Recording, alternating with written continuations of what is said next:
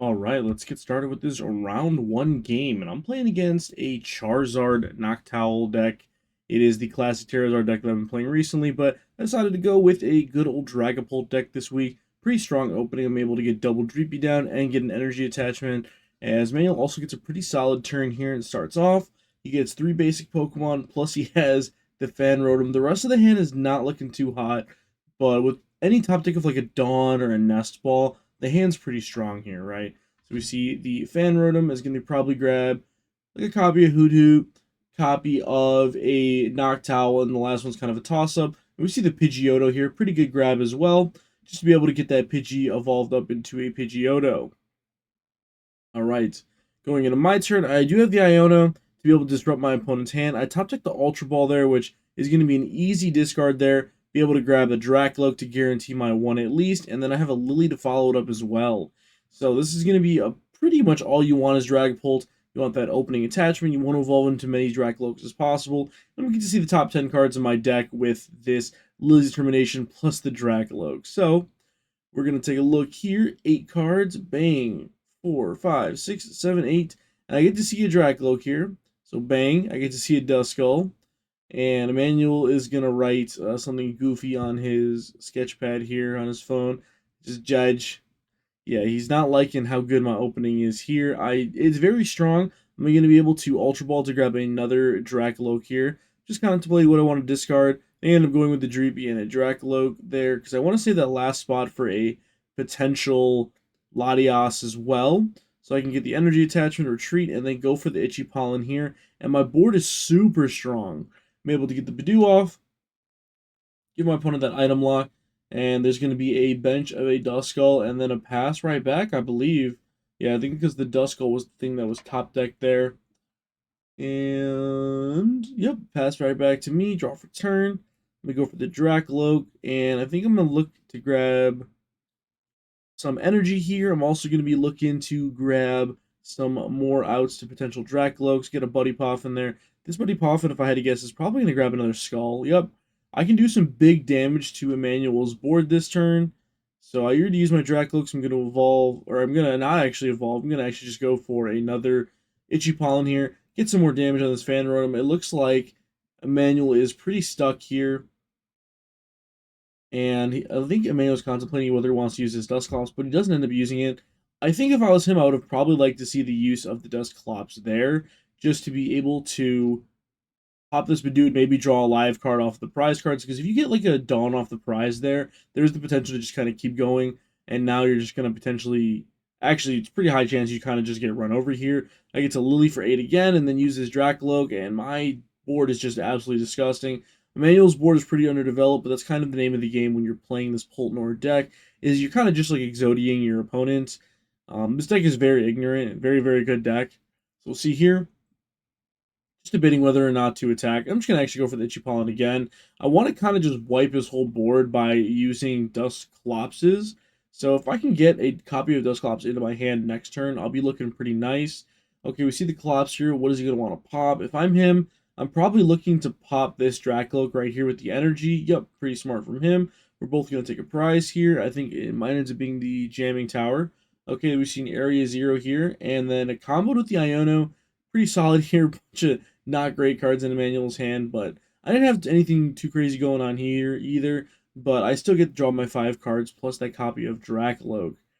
But thankfully here I'm able to find that Ultra Ball. Ultra Ball is going to be able to get me a Drac or another Dusknoir or a Dusclops, right? I always get the middle one and the big one mixed up, even though I've played like multiple decks that have had both of those lines. So I get the Pheasantipity here off of this Nest Ball, and because the area 0 underdepths in here is right here, it's in play, and I have a Terra Pokemon play, I'm actually allowed to have that 8 bench slots. So I'm going to get to have the big bench here, go Counter Catcher, bring up that Charmander, but I'm actually, we're both at 5. I was like, oh wait, yeah, you just use a Dusknoir, pops right at the same amount. Go for the Lokier. Lokier is going to just grab another Badoo, and that's some Ultra Ball fodder. You can Ultra Ball away a Jamming Tower and a Buddy Poffin to grab this Dusclops. Dusclops is going to pop into Pidgeotto, and this is not going to be looking good for Emmanuel. And now I can use my Counter Catcher. Counter Catcher is going to bring up Charmander. Bang.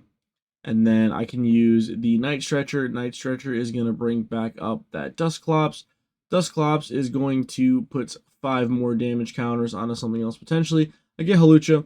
Hawlucha is going to put the Fanrotom up to 4, and the Hawlucha and the Pidgeotto up 1 as well. And here I get to use the Phantom Dive and take a gnarly amount of prizes here, right? Get to retreat, KO the Charmander in the active, and then I get to put 2 there, 2 there, and then 2 there. Actually, this one stays alive. I'm seeing it's like, okay, 2 plus 2 is 6. So that should actually, okay, so I actually put 1 and then 1 on the Hoothoot as well. This is going to force Emmanuel to evolve, but from this point, Emmanuel has no way of getting a Charizard in play, and so this one looks pretty cooked, and that is just kind of be the strength of this Dusknoir deck. Obviously, this matchup into Charizard is already particularly good.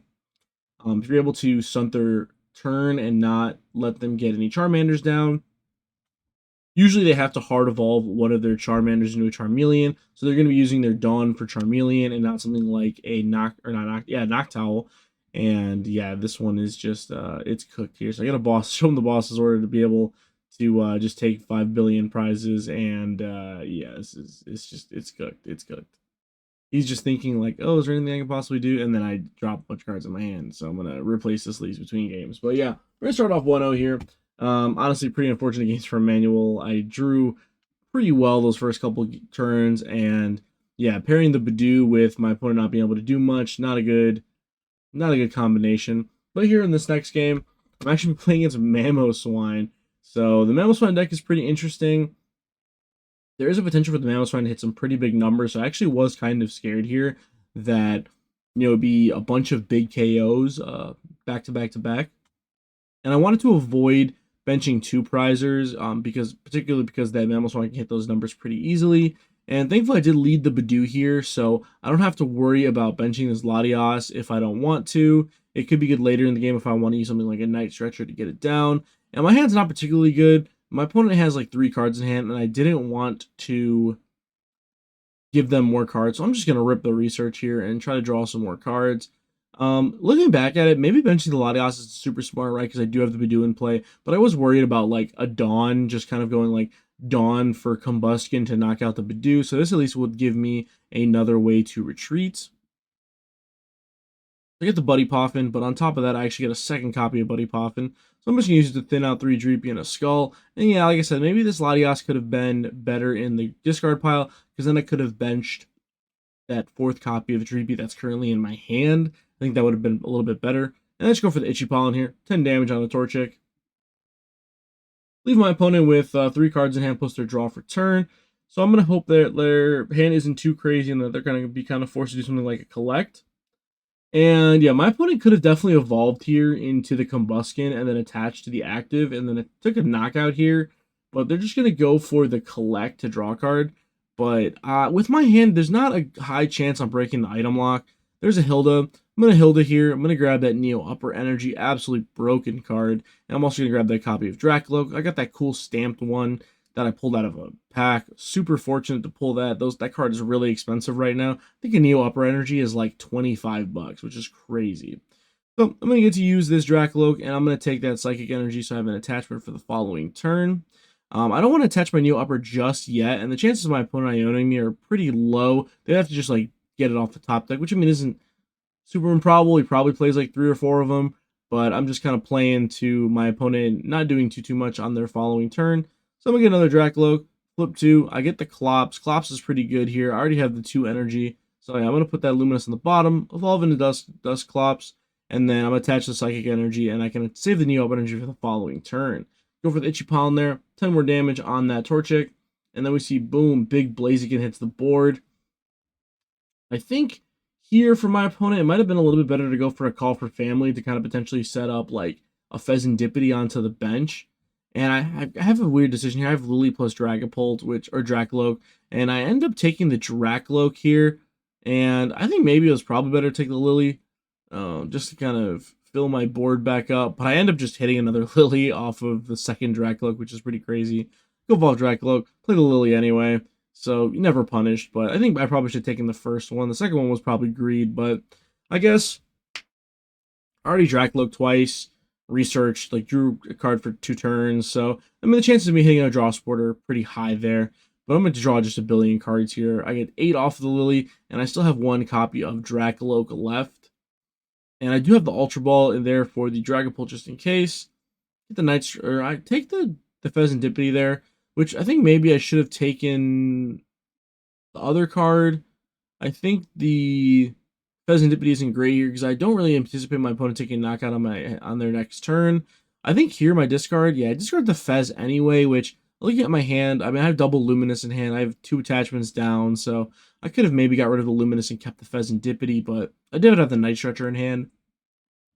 So it kind of does the same thing. Yep, I'm just going to go for pop onto that Swinub, and then I have the Counter Catcher to bring up the other Swinub, which does not spell good things for my opponent here, as, you know, they're going to be able to take a prize here, which obviously is not super great for me, but I'm going to be able to take 2 prize card, clap back here, and be able to knock out this Swinub and this other copy of Swinub, put the Jamming Tower just in case, bang, and then put 2 there, and then I'm probably just going to throw the rest on the Torchic, and yep, it's going to just get a bunch of damage counters, so that Torchic's got 10 HP left, so it's going to put it in range of something like a Halucha next turn.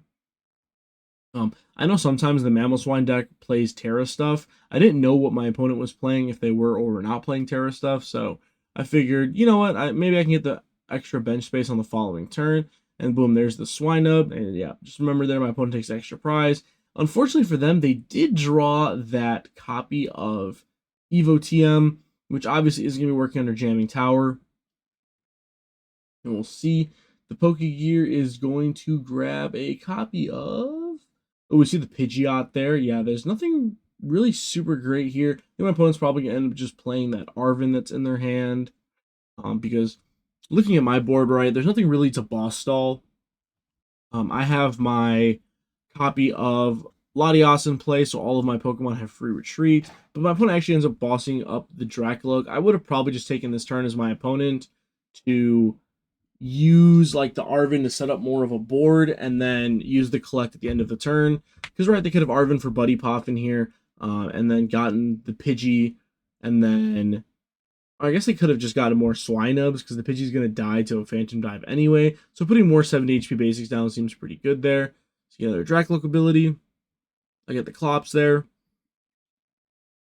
So yeah, here I can just start ripping apart my opponent's board. Unfortunately, I'm going to have to use one of my Luminous Energy here to retreat my Dracoloak. But it's not the end of the world. I still have a lot of stuff going this turn. But instead of Phantom Dive, I'm actually going to go for the Buddy Poffin, or the Badoo here. Go for the Itchy Pollen, item lock my opponent this turn. And then I'm going to just Lily. Looking at my opponents, they didn't really do anything on their last turn, so there's not a high incentive to Iono here. So yeah, I'm just going to let that go. Draw a brand new 6 cards. Whoop, whoop, whoop, whoop. Whoop, whoop, whoop. 6 cards. Bang. So I brought a brand new 6 cards to my hand. Go for the Itchy Pollen. Itchy Pollen's going to knock out this Torchic. And then, yep, Torchic's gone forever. Alright, and then the next draw happens here. My opponent top decks that Colress Tenacity, which Colress Tenacity is going to be, yep, central to his strategy of the Grand Tree. So Grand Tree is going to evolve his big boys up to the bigger boys. So we'll see the Grand Tree use here. Grand Tree is going to evolve Swinub into the Piloswine, and then Piloswine into Mamoswine. So Mamoswine has an ability to once turning search your deck for a Pokemon. Pretty simple. And thank you, G-Hub, for letting me know that my DPI changed, even though I didn't touch my mouse. That's cool. So yeah, he's going to grab a Pidgey here, which little risky here. I'm at 3 prizes, so if I get a Dusknoir, the game's over. But you have to get some sort of an engine here. I think my opponent's maybe playing towards like an Iono, potentially. And yep, that's already used. So then the first attack for my opponent this turn, or this game, that does damage, it's going to be that Blaziken to knock out my Badoo, which isn't great value, obviously. So I'm going to just go for the Nest Ball here to thin something out. I'm going to attempt a Grand Tree for Dusknoir, but I don't know what cards do. So I thought it just evolved one of your guys to the biggest one. But Grand Tree only evolves basics to stage 1s to stage 2s. You can't evolve a stage 1 into a stage 2, which is something I learned. But it's fine because I do have the Ultra Ball. I was just kind of doing a shortcut. Thought that's what the card did, but, you know, I can't read. Yep, Dusknoir, pop the Blaziken, and then just retreat, and then 206, and then that's going to be game 2 against the big bad Mamoswine. All right, and then to get to this final game here, we got a game against a Absol box deck. So, going into my first turn is attached to a Ursaluna and pass. While my opponent gets a pretty solid setup here, they miss the Evo to accelerate to their Kangaskhan, but I do get the turn to Lily to be able to hopefully set up a board here. As long as I can start getting some Dreepies up, it's potentially okay. And I draw 8 blanks, so I'm just going to pass it back over to my opponent. And it's looking pretty rough here, honestly. I don't have a lot going for me. My opponent goes for the Lily's Determination to draw 8, and they're going to be able to pair that with that run errand on the Kangaskhan, to be able to draw 10 cards off the top of their deck, which means that there's a pretty high chance here that they hit that TM to be able to keep it going, but they actually whiff here, I believe, and they're just going to pass it over to me. Draw for turn, attach another energy to this Blood Moon, and go for another Lily. And it's like pretty dire here. I really, because the chance of my opponent not having Arven in hand for the following turn is pretty low. And I'm able to, I slam the Jamming Tower, which I think it's probably smarter here for me to save the Jamming Tower to use offensively. And yeah, I'm just going to get a Dreepy here and a Badoo off of my buddy Poffin. And I'm just going to attack. I'm going to be able to go for that Itchy Pollen, which is really nice. Let's see, my opponent goes for the run errand, and they're going to slam down. They're going to draw Psyduck, which is pretty unfortunate for me. I'm going to get an Arven here. Arven's just going to grab that TM, and then I'm pretty sure my opponent also has the Stadium Bump in their hand. So not the best for me, because they're going to be able to get that Absol online pretty quickly here. And I think my opponent has a small flub here where they do end up like overbenching without putting down a Petrarch or a Latias. So then my opponent's not going to be able to retreat into the Absol without using something like a Penny to be able to declutter their board. So, yep, there's a Dark Energy attachment to the Absol and a pass, because actually they don't have the bump to the Jamming Tower, which is pretty unfortunate. So, I get a Lily, another turn to set up here. I get double Dracloak, so pretty solid turn on my end, just to be able to kind of potentially get another setup here. Boom, Buddy Poffin, and I get a Duskull here, which I think with how cluttered my board was, and I know my opponent always has the potential to put down the Psyduck, I think it was probably a better idea here for that Duskull to be another Dracloak, just to be able to get more draws and be able to have more attackers throughout the game. And this is kind of what I mean here, right? If my opponent had a Latias down instead of that second copy of Monkey Dory, they would have been able to retreat and then KO. And then I have a pretty dumb mistake here, I think, where you can see I'm kind of looking at all the cards in my hand and what I want to keep, and I end up keeping a, let's see, I end up keeping a Loke, a Psychic. Let's see what I end up keeping. I think I should dump the Loke here. Okay, so I end up keeping Loke, Ultra Ball, Iono, which I don't know why this Loke is in my hand. I don't have a Dreepy down. I should have kept the other Jamming Tower, which I think is probably going to, I think it ends up losing me the game later. And I'm thinking here, okay, attach the Psychic Energy because my opponents cannot attack with their Absol without playing a Penny. So if they play Penny, they can't play Boss's Order, so solid for me. I get the Clops here, which is pretty good. And I think I get another copy of Ultra Ball here to be able to attack. But yeah, with that Psyduck in play, it is pretty unfortunate. My opponent's going to have a bunch of, they have 2 Monkey Dories in play currently, so it's definitely not solid for me. So yeah, so we'll see the Dragapult attack here. And I think I should have maybe potentially waited one more turn here to attack as well. I think if I would have waited and got a Boss's Order, I could have Boss's Ordered the Psyduck and then spread a bunch of damage counters on my opponent's board. But now if my opponent has like an energy switch, they can just knock out my Dragapult. And then I have to find something like a Neo Upper in order to attack. So that is pretty bad. The upside is my opponent does have an Arven, does play Arven here. So because my opponent played Arven, they can't penny up this Kangaskhan. So I can potentially still go for a like counter catcher plus energy attachment. And I was telling him, yeah, like, I don't know, you should have probably just not attacked with the big boy, and you should have probably just, okay, we see the double, the energy switch, and the vessel. So the vessel is going to get attached, and then we're going to see an energy switch to the other monkey, moving 6 off of this Psyduck to the active, and it's going to set it up for that copy of All right, it's going to set it up so that this Absol on the bench here is going to be able to use Terminal Period. Terminal Period says if your opponent's active is exactly 6 damage counters on it, it's just knocked out. So definitely not solid for me, because I really don't have a way of knocking out this Psyduck on the bench without getting a boss's order. And with only one copy of Dracloak on the board, it's pretty unlikely that I just like draw it into it off that. And yeah, so here I'm just going to go for Phantom Dive, and I'm just going to put 1 on all of my opponent's Pokemon. So what I think I should have done here as well, it's very high risk, but if I go for, actually no, Jet Headbutt doesn't do anything because he just moves 6 back onto me, and then he goes for a Claw of Darkness to knock me out. So, you know, maybe, yeah, Phantom Diving is definitely just still right there.